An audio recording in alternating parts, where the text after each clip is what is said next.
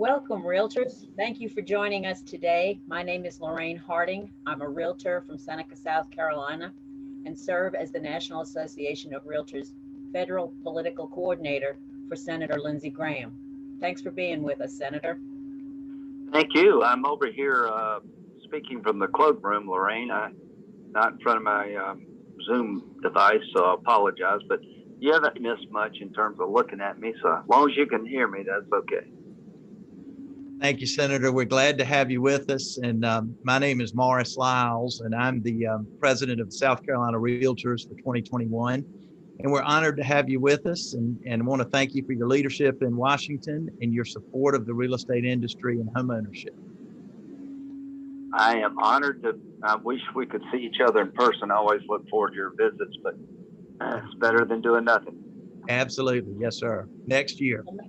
May is the time of year we are usually there in person and typically have a large contingency representing the 26,000 realtors in our state. Hopefully next year we'll be back in person. I know, Morris, you're hoping that too. Absolutely. We normally have about 125 realtors come up from South Carolina and miss being able to do that this year. Well, I miss seeing y'all guys. Lorraine, I hope you're doing well. We are. Everybody's good here. Tell us how your year has been getting through the pandemic. Well, it's been just, trying to get the vaccine out. We can talk about this all we want. Once people get vaccinated at about the 70% level, then we can manage this illness kind of like the flu. You don't shut the whole economy down because of the flu. We're getting there. I've never been more optimistic about, things getting better. But if we don't change our unemployment benefit structure, restaurants and hotels are going to go out of business. So now we're at a spot where we've got so much money in the economy, we need to focus on reopening. And the more vaccinations, the better.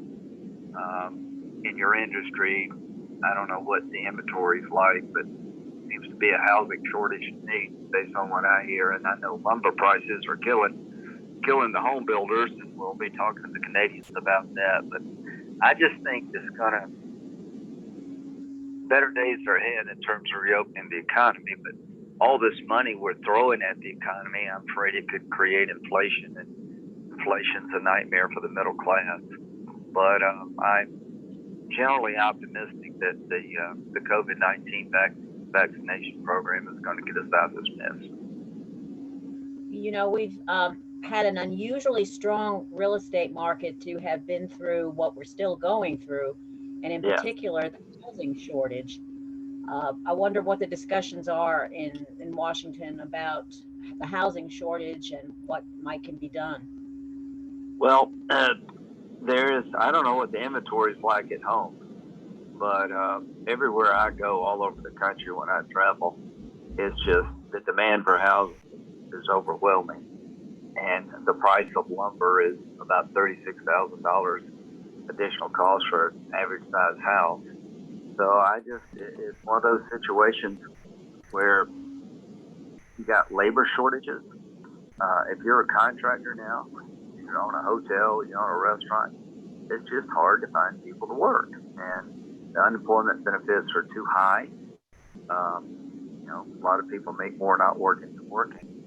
So until you get that structure in place, and a lot of people are uncertain about the regulatory environment, so people are pretty reluctant to take a big risk right now, not knowing what's going to pass up here in terms of tax increases and a more onerous regulatory environment. So I think we're creating a lot of uncertainty in Washington by not really understanding what can pass and what can't.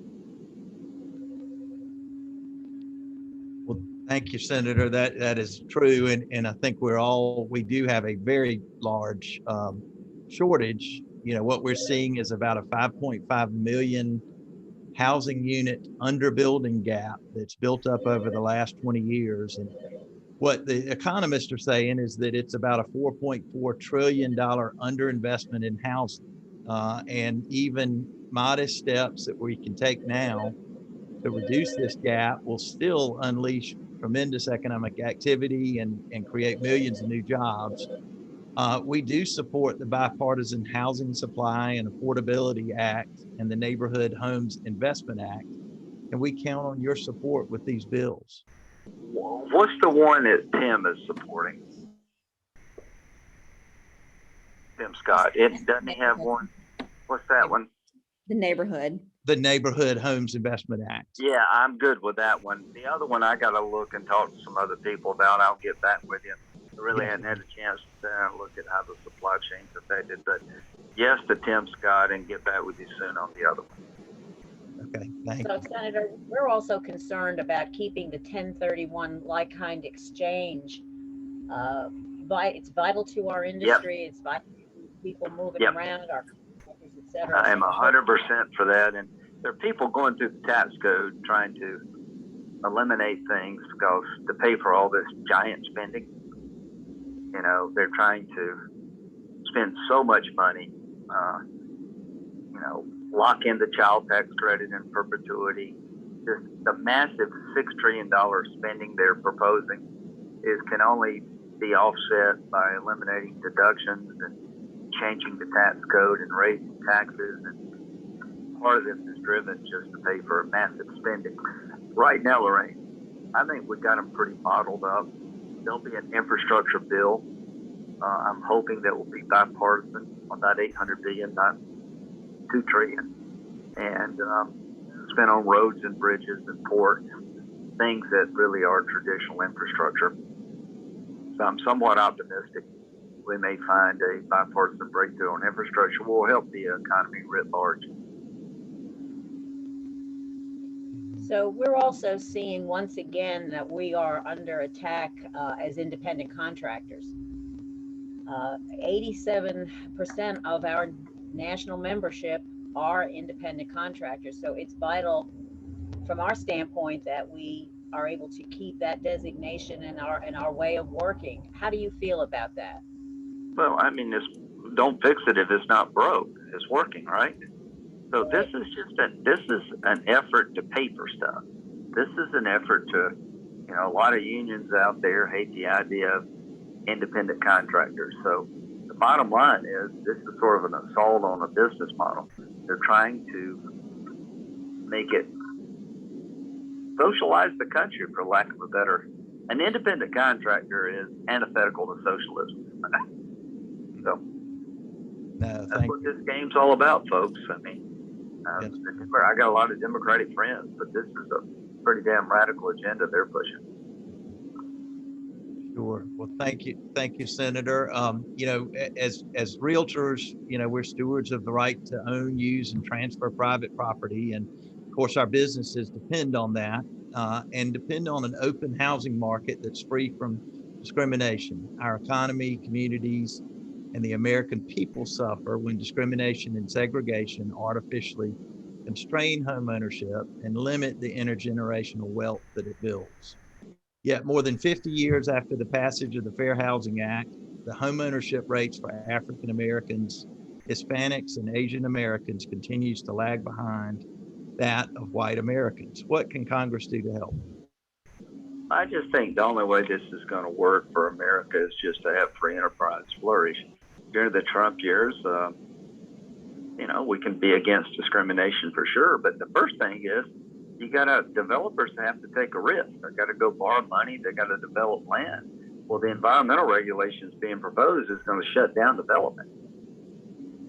At the end of the day, the best way to meet the demand coming from the economy is through a free enterprise system, not a government regulated system. Count me in for fighting housing discrimination, but in terms of how can the economy help every corner of America, just let it grow and thrive. I mean, there's a real effort up here to micromanage who gets a loan. I mean, some of the Elizabeth Warren approaches to how you lend money is going to put the most liberal people on every bank board in the country. And you're going to do some social engineering through the banking system that could lead to another 2008 if we don't watch it. I mean, the American dream is to own a home that you can afford. And right now, they're pushing home ownership more as a social engineering device than it is, allowing people to aspire to own a home. I mean, the demand for housing is huge. Well, how are you going to build more homes? You got to get some contractor and developer to go out there and agree to build a house. They're not going to do it if they don't know what the wage structure is going to be. They're not going to spend a bunch of money trying to develop land if they don't know what the rules are in terms of the Clean Water Act and all that kind of stuff. So I can understand people being leery to jumping into major projects right now until we find, if Republicans take over the House and we can stop some of this more radical stuff, I think it will provide certainty. But that's just my pitch as a Republican. Count me in for fighting discrimination, but count me in for free enterprise. Count me in for realtors being independent contractors managing their own destiny. Count me in for an economy that touches everybody, but you can't tax your way and redistribute income in a way to make America internationally competitive. This command and control economy that they're pushing hasn't worked anywhere else. It's not going to work here. So the Biden administration has introduced the American Families Plan. The Realtor Association believes that this plan has several proposals that will negatively affect our economic growth. Have you had a chance to study on that plan? Yeah, I mean, the HR 1 is an effort, Lorraine, to federalize the elections. Hacking the court is an effort to take the conservative majority and dilute it. Doing away with electoral college means that New York and California can pick the president. It means South Carolina doesn't matter anymore. Doing away with voter ID, allowing independent commissions to redistrict when you have reapportionment. All this stuff, the Family Act, is to basically federalize income streams, is to start creating income streams, new entitlement programs that make it harder for the economy to grow, because the amount of money we're spending up here, and Republicans have got our fair share of money, is going to put us in a box of having either raise taxes or reduce spending. And where the hell are you going to reduce spending? So the Family Act sounds good, but it would be a major transformation of how the government interacts with the average American and creating income streams larger than they exist today from the government. So absolutely 100% against it. Great. Thank you, Senator. Before we go, we've got time for one final question, Senator Graham. Okay. Over the last 12 months, a lot of us have spent more time with our family, sometimes too much. Yeah. We've learned to cook, maybe, or even learned to speak a new language. What was your favorite COVID pastime when we were locked down? Playing golf, because it's the only thing you could do. Not taking the flag out of the hole has actually been helpful to me. I didn't realize that until COVID came along. But to be honest with you, this has been the weirdest year of our lives in many ways. Everything that we were used to doing came to a halt in about a week. You've had 500,000 plus people die of this terrible disease. It came out of China. The vaccine has been developed in record time. If people will take it, we'll pull out of this mess. But you're right. We've had a chance to understand going to work is not the burden it used to be. It gets you out of the house. And we've transformed our economy. Broadband for rural America is so important, to be able to do distance learning. A lot of kids couldn't go to school if you don't have a good viable internet, and it's pretty hard to participate in distance learning. So I think that the pandemic has reshaped America. There'll be a lot less big office buildings in the future because we've learned people can work from home. So out of all this, I guess what I've learned is a lot of things I took for granted, like going to the movie and going to a restaurant, I don't take for granted anymore. Absolutely. No, that well said. That it has been an interesting year for sure. And, on behalf of Lorraine and our 26,000 commercial and residential members, the South Carolina Realtors want to thank you for your diligence, your leadership, and we all look forward to putting the pandemic behind us. Thank you, Lorraine, and thank you very much there. And better days ahead. Stay in touch, and I'll get back with you about your bill there. Great. Thank you Senator. so much. Thank you. All right. Take care. See you at home. Thanks. Yes, sir.